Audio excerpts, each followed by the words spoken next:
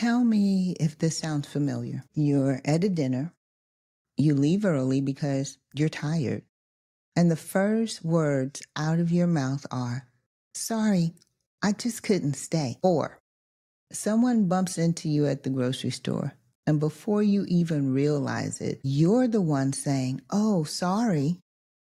Or maybe you're in a meeting and start your sentence with, "This might sound silly, but..." Why do we do that? Why do we apologize for existing, for being tired, for having an idea?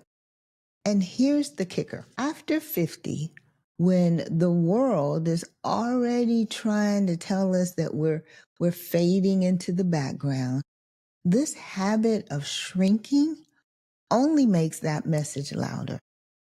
So today, I want to talk about giving yourself permission to take up space, physically, emotionally, and yes, even spiritually. Because, my friend, you weren't put here to disappear. You were put here to live fully present. Welcome to Aging with Grace and Style, the podcast where we celebrate midlife with confidence, courage, and a little sass. I'm Valerie, and around here, we don't tiptoe into this season of life. We strut into it. Together, we're rewriting what it means to be a woman over 50. So grab your coffee, your tea, or that glass of wine. It's time to talk about taking up space. Here's the thing. Shrinking isn't always obvious. It doesn't always look like sitting silently in the corner. Sometimes it's subtle. It's the way we fold our arms or we cross our legs tightly so that we're not in the way. It's apologizing for leaving early, even when our body is screaming for rest. It's telling ourselves that the red lipstick is too much or that the silver hair makes us invisible. It's downplaying our achievements because we don't want to come off as bragging. And I'll admit, I catch myself doing this more often than I'd like. Just the other week, I said sorry 3 times in the span of 5 minutes. What was wrong with me? And none of it was necessary. And I thought, wait a second. Why the heck am I apologizing for having needs, for being here, for existing in this moment? Almost second nature, because we were raised to be agreeable, to not rock the boat, to keep the peace. And in our 20s or maybe our 30s, maybe we didn't notice it as much because we were still loud with ambition. We were raising kids, running households, building careers. But in midlife, when society already has a way of pushing women to the sidelines, that conditioning becomes a double whammy. And here's what's heartbreaking. When we shrink, we actually reinforce the invisibility that we already fight against. We make ourselves smaller before anyone else even has a chance to. So let me ask you, where have you caught yourself shrinking lately? Was it when you didn't speak up in a meeting? When you softened your voice so you wouldn't sound pushy?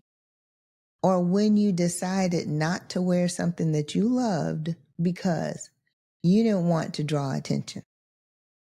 If you're nodding right now, you're not alone. And the good news, shrinking is a habit. And like any other habit, it can be broken.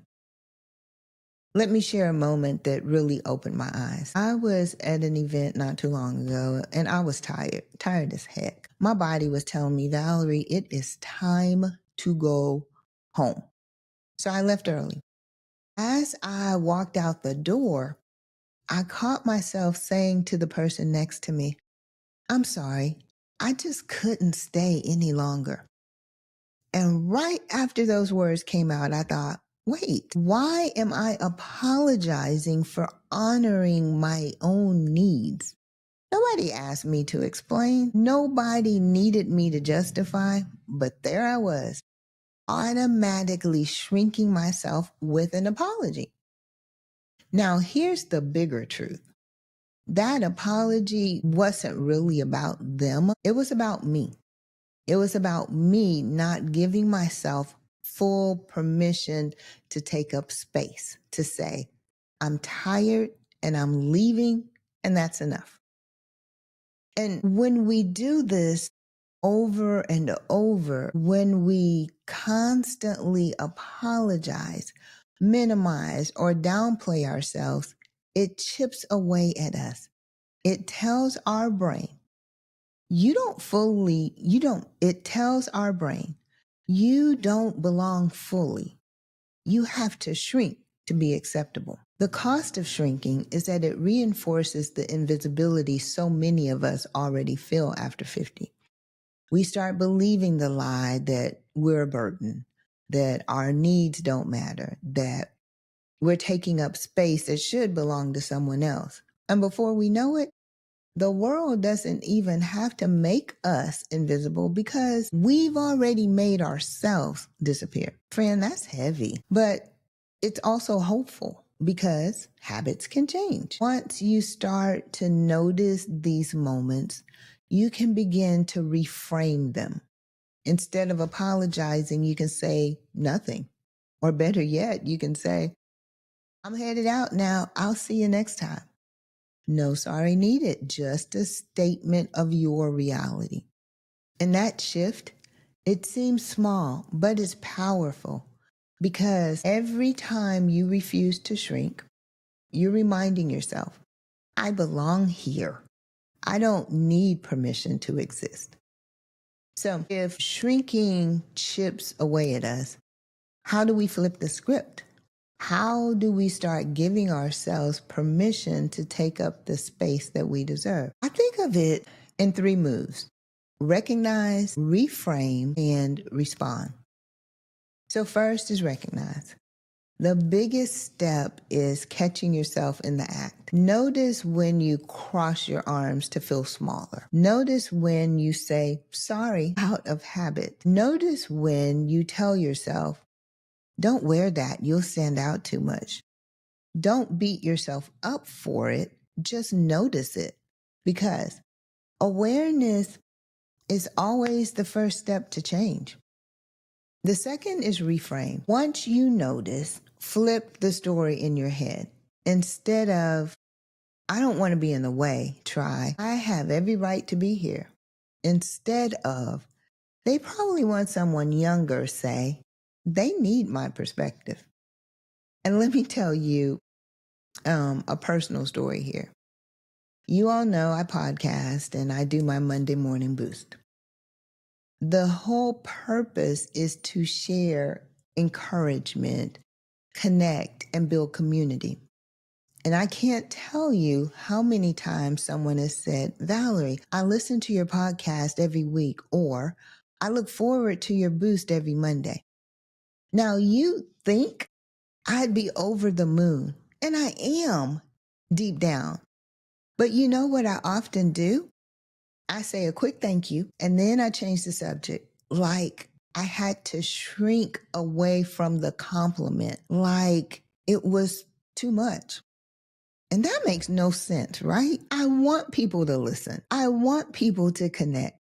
That's the whole point. But in that moment, I was minimizing something that mattered. So here's the reframe that I've been practicing. Instead of brushing it off, I just receive it. I look someone in the eye and say, thank you. That means a lot, period. Not shrinking, not deflecting, just owning that what I put into the world has value. That's the kind of reframe I'm talking about. And third is to respond. This is where you act differently, even if it feels uncomfortable at first. Speak your thought in the meeting without softening it with just. Take the seat at the table instead of the one along the wall. Wear the outfit that makes you feel most alive. And here's a big one. State your needs without apologizing. I'm heading out now. I'll see you next time. Full stop. The more you practice these small shifts, the more natural they become. You stop waiting for permission and start living like you already have it, because honestly, you do. I had a woman tell me once that she started sitting in the back during meetings. And I asked her, why back there? And she said, because I don't want to be in the way. Can we talk about that for a second? This woman had decades of experience, stories, wisdom, lessons you can't Google. And she was hiding in the back so she wouldn't bother anybody. Now, I had to say something. I told her, girl, being in the way is the point. If you're not seen, if you're not heard, how are they supposed to know what you bring? A few weeks later, we talked again, and she told me that the conversation made her stop and think. So the next time there was a meeting, instead of slipping to the back, she pulled up a chair right at the main table. I was applauding. And you know what? She said she didn't change her personality. She didn't try to be louder or different. She just claimed her space. And the energy shifted. People noticed. But more importantly, she noticed. She told me she felt more confident, more like she belonged there. That's the ripple effect of taking up space. Once you do it, it gets easier. And when other women see you do it, it gives them permission to do it too. That's how we change the room. One bold chair, pull up at a time. All right, I have said a lot, so let's land this. We've been talking about all the ways that we shrink without even noticing it. Saying sorry when you don't need to, slipping to the back, keeping quiet when we actually have something to say. And here's the thing, that shrinking, it costs us. It chips away at our confidence, and it feeds that lie that women over 50 are invisible. But the truth is, we don't have to keep playing small. That's a habit. Remember I said earlier, habits can change. So here's what I want you to remember this week. First, shrinking is something that you've learned. And if you learned it, you can unlearn it. Second, taking up space doesn't mean being the loudest voice in the room. It just means being present, fully present in your body, in your choices, and in your voice. And third, every time you choose to take up space, you make it easier for another woman to do the same.